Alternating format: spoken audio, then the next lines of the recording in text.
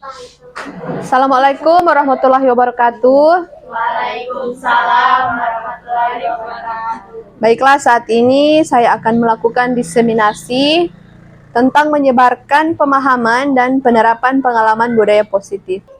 Ini adalah konsep-konsep inti dari budaya positif. Pada konsep pertama, pembelajaran dengan paradigma baru. Pembelajaran dengan paradigma baru merupakan pembelajaran yang dirancang berdasarkan prinsip pembelajaran berdiferensiasi, sehingga para peserta didik belajar sesuai kebutuhannya berdasarkan tahap perkembangan sesuai teori psikologi modern untuk mewujudkan profil pelajar Pancasila. Ini ada 4 miskonsepsi tentang teori kontrol. Jadi ini miskonsepsi ini banyak kali orang temui, bahkan orang sebagai guru orang lakukan pada peserta didik ataupun orang lain. Pertama, ilusi guru mengontrol murid. Berikut, ilusi bahwa kritik dan membuat rasa bersalah mampu menguatkan karakter. Ketiga, ilusi bahwa semua penguatan positif, efektif, dan bermanfaat. Baru yang terakhir, ilusi bahwa orang dewasa berhak memaksa. Nah, di sini orang akan mengubah paradigma stimulus respon ke pendekatan teori kontrol. Jadi, pertama, realitas atau kebutuhan kita sama. Jadi, tapi menurut teori kontrol, realitas atau kebutuhan kita itu berbeda. Sekarang orang masuk di konsep berikut, yaitu disiplin positif. Disiplin berasal dari kata disiplina yang artinya belajar. Disiplin mengacu pada disiplin diri yang memiliki tanggung jawab terhadap apa yang dilakukannya berdasarkan nilai-nilai yang diyakini. Sebagai pendidik, tujuan kita adalah menciptakan peserta didik yang memiliki disiplin diri, sehingga mereka berperilaku mengacu kepada nilai-nilai kebajikan universal dan memiliki motivasi internal dalam perubahan perilaku ke arah yang lebih baik. Nilai-nilai kebajikan. Jadi nilai-nilai kebajikan universal itu nilai yang disepakati bersama lepas dari suku bangsa, agama, bahasa maupun latar belakang. Jadi di sini ada DP contoh. Kalau dari profil pelajar Pancasila kan orang setahu toh YP 6 dimensi. Nah, itu contoh nilai-nilai kebajikan universal. Baru ini dari organisasi IBO Primary Years Program atau PYP. Dia ada toleransi, rasa hormat, integritas, mandiri, menghargai, antusias, empati, keingintahuan, kreativitas, kerjasama, percaya diri, dan komitmen. Kalau menurut keterampilan hidup, ada nilai dapat dipercaya, lurus hati, pendengar yang aktif, tidak merendahkan orang lain, dan memberikan terbaik dari diri. Jadi sekarang orang masuk di kebutuhan dasar manusia. Kebutuhan dasar manusia adalah segala sesuatu yang kita lakukan untuk mendapatkan apa yang kita inginkan.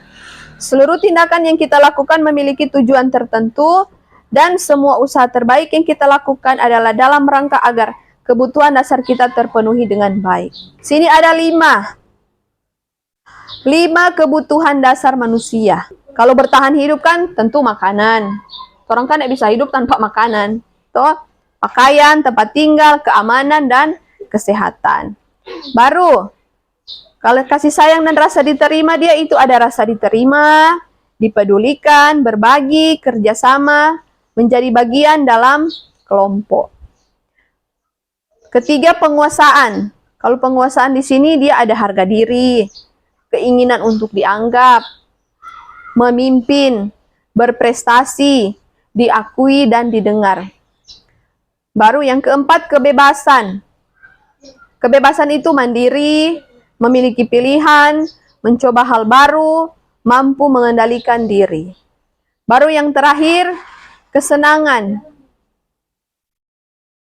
Kesenangan di sini ada bermain, humor, antusiasme, dan tertawa. Sekarang konsep yang berikut, motivasi perilaku manusia. Jadi ada 3 yang mendasari motivasi atau perilaku dari seseorang. Pertama, untuk menghindari ketidaknyamanan atau hukuman. Kedua, untuk mendapatkan imbalan atau penghargaan dari orang lain.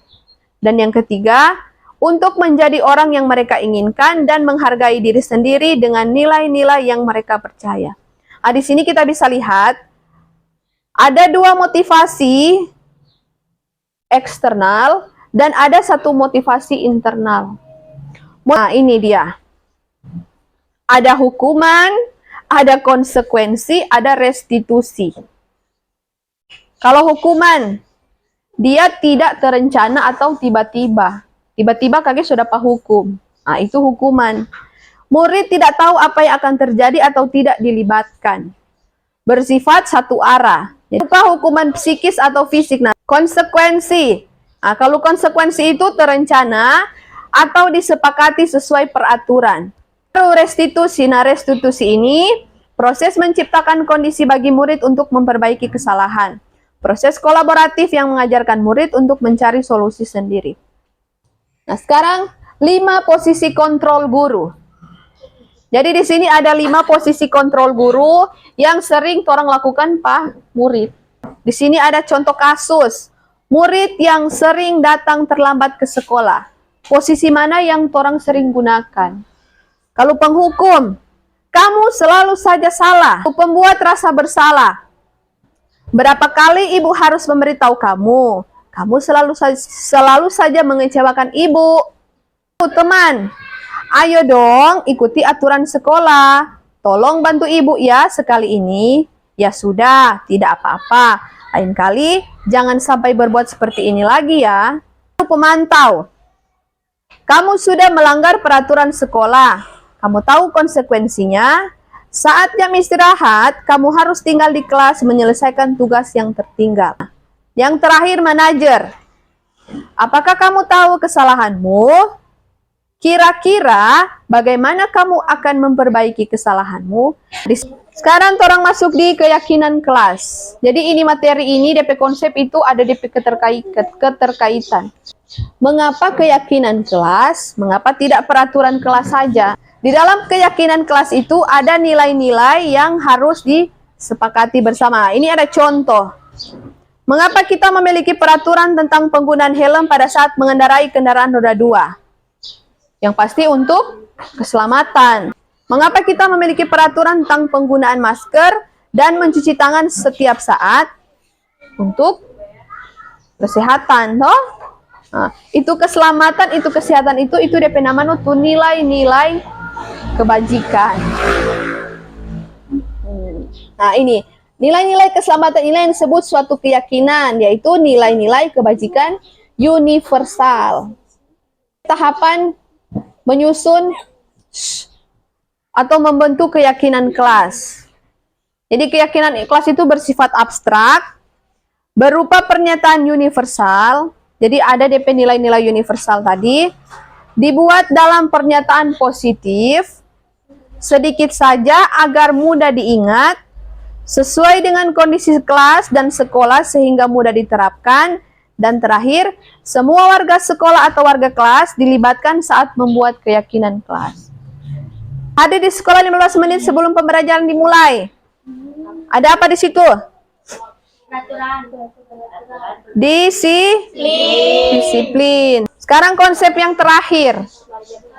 Segitiga restitusi. Ada 3 tahapan. Dia kok berbentuk segitiga.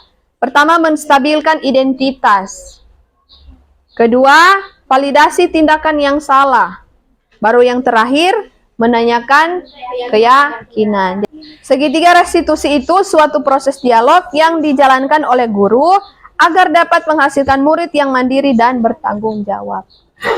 Nah, ini DP penerapan. Pertama, menstabilkan identitas. Berdasarkan prinsip membuat kesalahan adalah bagian dari proses pembelajaran. Oke. Memang kalau orang soalnya tidak pernah mau salah, kapan orang mau belajar? Toh? Kapan orang mau tahu? Nah, di sini ada contoh-contoh kalimat yang orang bisa gunakan saat orang mau menstabilkan identitas. Berbuat salah itu wajar. Jadi orang kasih penguatan dulu pertama. Jangan baru orang masuk ke validasi tindakan yang salah. Jadi ini berdasarkan prinsip setiap perilaku berupaya memenuhi suatu kebutuhan tertentu. Di sini orang bertanya, kamu pasti punya alasan mengapa melakukan hal itu. Setelah validasi, orang akan tanyakan tuh keyakinan. Ini berdasarkan prinsip teori kontrol bahwa pada dasarnya kita termotivasi secara internal. Apa keyakinan kelas kita? Kesimpulan bahwa lingkungan sekolah yang positif dapat membuat warga sekolah merasa aman dan nyaman. Untuk menciptakan lingkungan sekolah yang positif, perlu adanya budaya positif. Budaya positif dapat tercipta dengan memahami dan menerapkan konsep-konsep dari budaya positif. Jadi itu 8 konsep itu tujuannya untuk menciptakan lingkungan sekolah yang positif.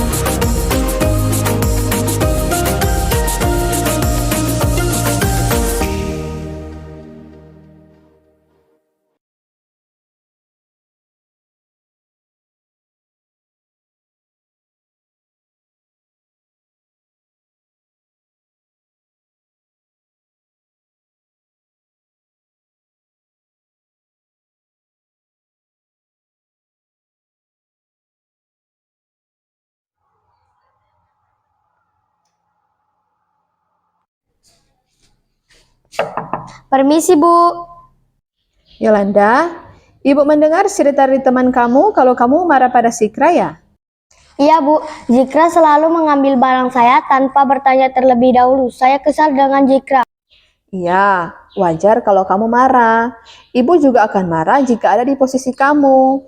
Lalu, Yolanda melakukan apa kepada Zikra? Saya meneriaki Zikra dan memukul meja. Mengapa kamu melakukan itu? Ya itu tadi saya marah, masa saya diam saja melihat barang saya diambil seenaknya oleh Zikra. Dia kan bisa bertanya dulu sebelum mengambil. Bu Guru memaklumi hal itu, dan Bu Guru juga mengapresiasi bahwa walaupun Yolanda marah, tapi tidak sampai memukul Zikra. Nah, sekarang coba kita pikirkan bersama, apakah tindakan Yolanda sesuai dengan keyakinan kelas kita? Tidak, Bu. Lalu menurut Yolanda, keyakinan apa yang sudah dilanggar? Saling menghormati dan menghargai teman. Menurut Yolanda, apakah saling menghormati dan menghargai teman itu penting? Sangat penting, Bu, agar kita bisa selalu rukun dengan teman. Nah, betul sekali Yolanda. Lalu, menurut Yolanda, keyakinan apa yang harus kamu lakukan pada saat marah?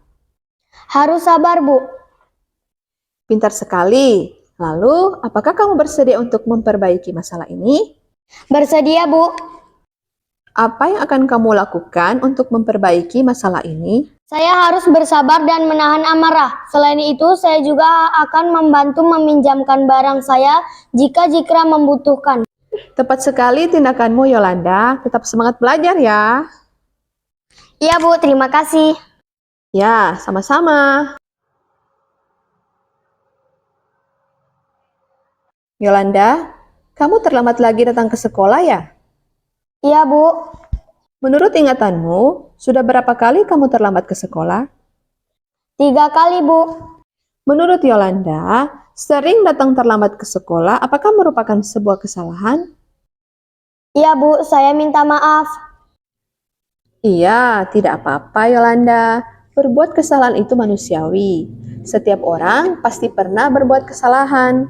Tapi yang terpenting kita harus belajar dari kesalahan dan berusaha memperbaikinya. Kamu setuju? Setuju, Bu. Yolanda, sekarang kita cari solusinya bersama ya. Yolanda sering datang terlambat, pasti ada penyebabnya. Kenapa Yolanda sering datang terlambat ke sekolah? Saya sering terlambat karena bangunnya kesiangan, Bu. Saya menonton TV sampai tengah malam. Apakah perbuatanmu itu sesuai dengan keyakinan kelas kita? Tidak, Bu. Menurutmu, keyakinan kelas apa yang sudah kamu langgar? Disiplin, Bu. Menurutmu, disiplin itu penting tidak? Penting, Bu, karena dengan disiplin saya akan datang tepat waktu dan menghargai waktu. Hebat. Datang tepat waktu itu memang penting sehingga pekerjaan kita tidak menumpuk. Ya, Bu, saya menyesal sering datang terlambat. Saya minta maaf. Iya, Yolanda. Sikap baik sudah kamu tunjukkan dengan meminta maaf. Menurut kamu, apa yang akan kamu lakukan agar tidak datang terlambat lagi ke sekolah? Saya akan tidur lebih cepat agar dapat bangun lebih awal dan tidak datang terlambat lagi ke sekolah, Bu. Hebat. Kamu sudah menemukan solusinya. Nanti, ibu juga akan berkomunikasi dengan orang tuamu agar kamu tidak datang terlambat lagi ke sekolah. Terima kasih, Bu. Ya, sama-sama. Perasaan saya setelah melakukan praktik segitiga restitusi bersama Ibu Injilia adalah saya sangat senang karena kesalahan yang kami buat diselesaikan dengan cara seperti ini. Saya merasa lebih tenang dan termotivasi untuk memperbaikinya dan termotivasi menerapkan keyakinan kelas dengan baik.